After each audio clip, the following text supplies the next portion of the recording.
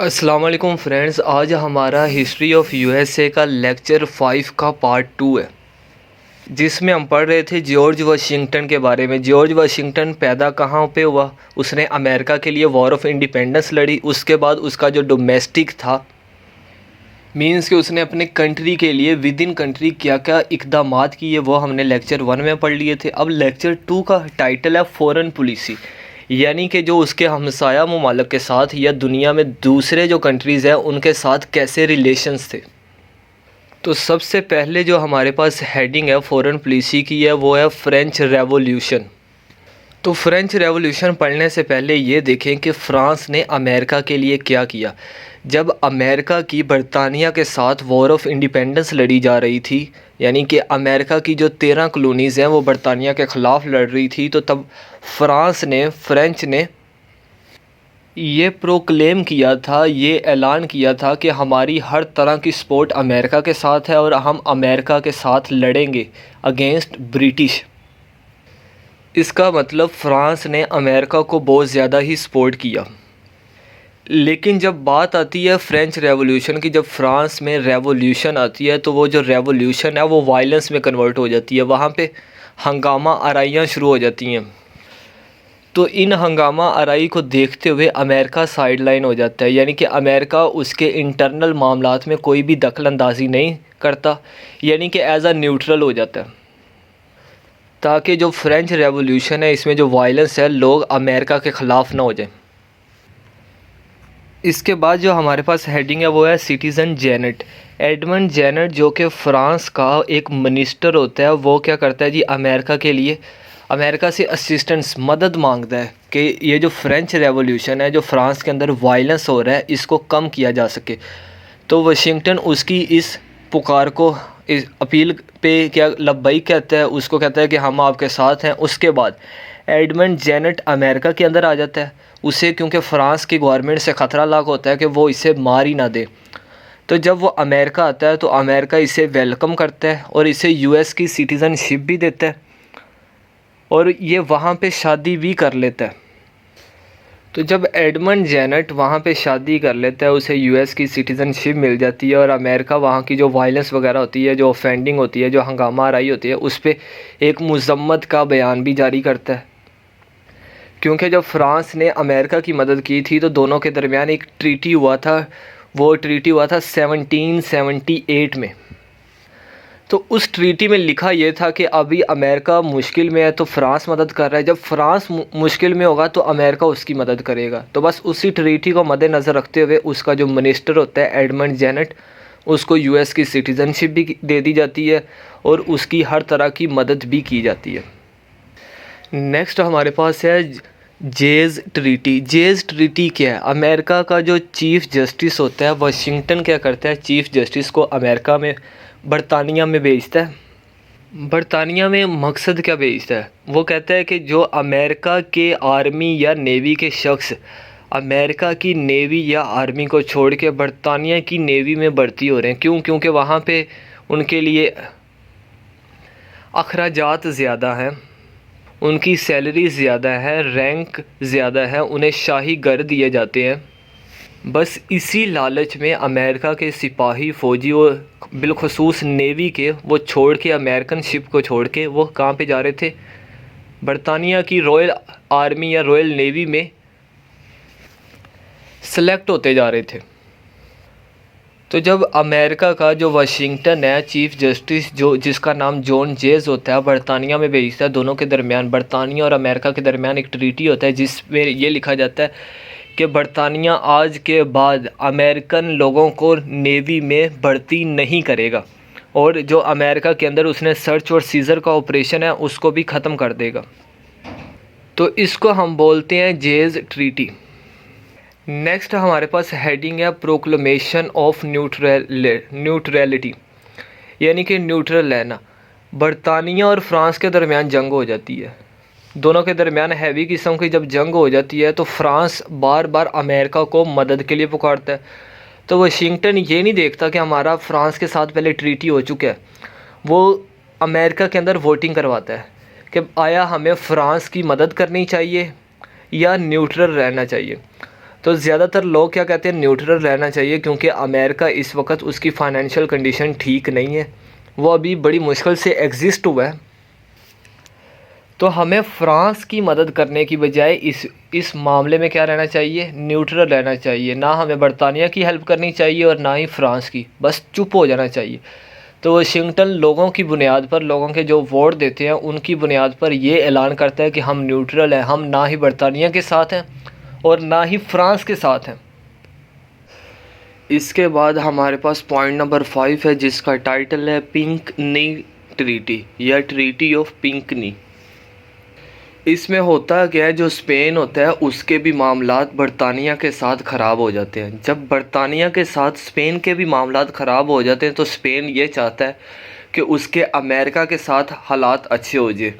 अगर अमेरिका के साथ अच्छे हो गए तो हमें बरतानिया कुछ भी नहीं कह सकता। तो इसी सिचुएशन को मद्देनज़र रखते हुए जो अमेरिका होता है वो अपने एक मिनिस्टर, उसके मिनिस्टर का नाम होता है थॉमस पिंकनी। तो वो जो उनका मिनिस्टर होता है थॉमस पिंकनी, वो उनको स्पेन में भेजता है।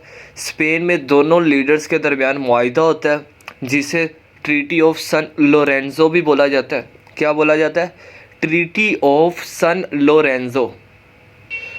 उसमें ये लिखा जाता है कि अगर स्पेन को बरतानिया की तरफ से कोई ख़तरा होगा या स्पेन की इंटरनल कंडीशन ख़राब होती है तो अमेरिका इस कंडीशन में उसकी हेल्प करेगा।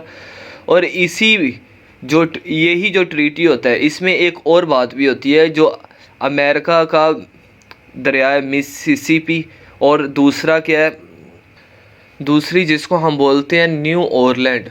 तो न्यू ऑरलैंड और मिसिसिपी तक अमेरिका को रसाई हासिल हो जाएगी। तो in simple words treaty of पिंकनी क्या होता है, अमेरिका का एक मिनिस्टर होता है जिसका नाम होता है थॉमस पिंकनी। वो स्पेन में जाता है, स्पेन के साथ एक ट्रीटी करता है जिसमें मिसिसिपी और न्यू ऑरलैंड अमेरिका के हवाले कर दी जाती है। और अगर स्पेन में कोई इंटरनल कंडीशन ख़राब होती है तो अमेरिका उसमें हेल्प करेगा। इसको क्या बोलते हैं हम? Treaty of पिंकनी। इसके बाद हमारे पास जो पॉइंट आता है लिखा हुआ है XYZ अफेयर्स।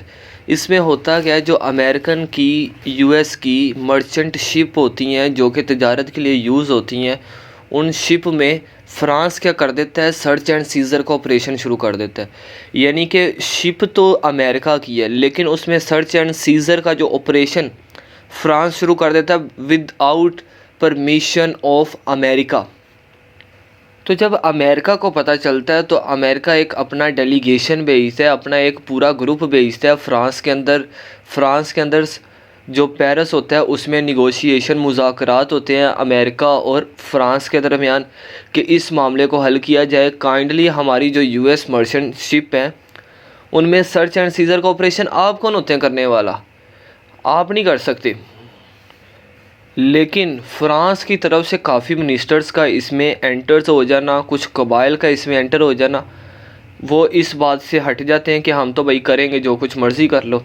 तो अमेरिका रिफ्यूज़ड होके बैक आ जाता है। यानी कि जो अमेरिका मुज़ाकरात करने जाता है वो मुज़ाकरात कामयाब नहीं होते, तो इसीलिए अमेरिका क्या रिटर्न बैक वापस आ जाता है। इसके बाद की कंडीशन देखी जाए तो अमेरिका के अंदर लोग एहतिजाज करना शुरू कर देते हैं। कहते हैं जी million for defence but not a single cent for France tribute.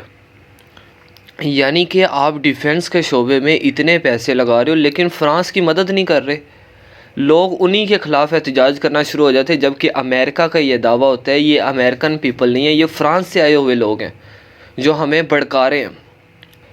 तो मुल्क में ऐसी नागुज़ीर मामलात या हालात को देखते हुए अलेक्जेंडर हैमिल्टन ये ऐलान करता है कि हम फ्रांस के ख़िलाफ़ ऐलान जंग करते हैं। जबकि जॉन एडम क्या करता है, कहता है हम नहीं लड़ेंगे क्योंकि जो अमेरिका की नेवी और आर्मी इतनी पावरफुल नहीं है कि वो फ्रांस से लड़ सके। अगर हम फ्रांस से लड़ते हैं तो बरतानिया हमारा पहले ही दुश्मन बैठा है, तो हमें इनसे लड़ना नहीं चाहिए। अलेक्जेंडर हैमिल्टन को वो इस तरह जवाब देता है, जिसकी वजह से क्या होता है जी, लड़ाई तो कुछ नहीं होती, कुछ दिन एहतजाज होने के बाद ख़त्म हो जाता है। नेक्स्ट हमारे पास हेडिंग है कन्वेंशन ऑफ 1800, यानी कि 1800 के अंदर मुआहिदा हुआ। वो मुआहिदा क्यों हुआ? क्योंकि फ़्रांस में एक नया सदर आ जाता है, फ़्रांस में एक नए बंदे की हुकूमत आ जाती है, उसको बोलते हैं नेपोलियन। जो नेपोलियन होता है उसका वो ज़्यादातर वार के हक़ में होता है, वो जंग के हक़ में होता है।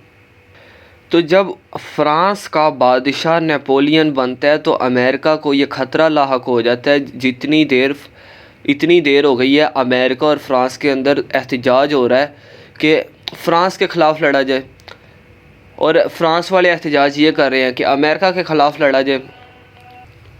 तो इसी ख़तरे को मद्देनज़र रखते हुए अमेरिका अपना एक वफ़द दोबारा भेजता है फ़्रांस के अंदर कि हम जंग नहीं जाते।